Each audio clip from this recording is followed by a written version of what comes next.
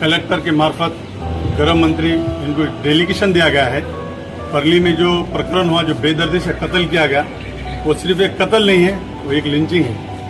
आए दिन ऐसे प्रकरण घट रहे हैं। रेलवे में अकेले रास्तों में, अंधेरों में हुलिया देखकर, नाम देखकर मारा जा रहा है।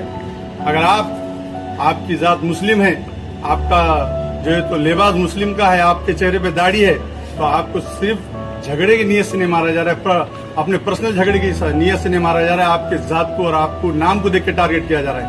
और इसी तरह महाराष्ट्र में अब तक बहुत सारे प्रकरण हुए जिसकी वजह से कई बच्चों ने अपनी जानें गंवाई है और प्रशासन अभी तक उसके ऊपर कुछ ठोस सख्त कार्रवाई नहीं कर सकी। इसलिए हमारी कलेक्टर मार्फत गृह मंत्री को एक निवेदन है कि एक कड़क कानून बनाया जाए, एक स्पेशल कुछ कानून में बदलाव लाया जाए, जिससे जाति धर्म के नाम पे किसी को मारा ना जाए, किसी भी जात का हो उसे मारा ना जाए। खासतौर पे मुस्लिम नाम को और मुस्लिम के लिबास को देख के टारगेट करके मारा ना जाए। और ये बार बार हम गृह मंत्री को, प्रशासन को ये निवेदन देके इत्तला कर रहे हैं, मगर अब तक इस पर कोई कठोर निर्णय नहीं लिया गया। अगर इसके आगे नहीं लिया जाएगा तो हम यहाँ से मुंबई मोर्चा लेकर जाएंगे इसको कानून को लागू करने के लिए।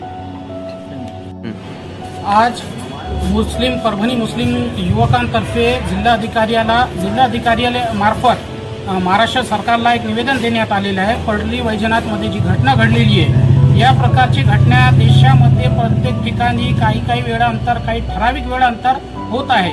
या मागील काही विचारवंतांच्या काही हे विचारपूर्वक केलेले काम असतात, कारण हे देशामध्ये 90% जनता हा या घटनेच्या विरोधात असते, परंतु हे 10% वाले लोक असतात, कोणतेही धर्माचे असो, ह्या 10% वाले लोकांना गप बसायचं नसतात। कारण ह्या घटना घडून हे दोन वेगवेगळ्या समाजामध्ये द्वेष भावना निर्माण करून हे आपली राजनीतीच्या पोळी याच्यामध्ये भासतात। तर मग आमच्या या निवेदनाद्वारे सरकारला एक कडकडीची निवेदन आहे की या घटनेसंदर्भात एक कडक कायदा निर्माण व्हायला पाहिजे।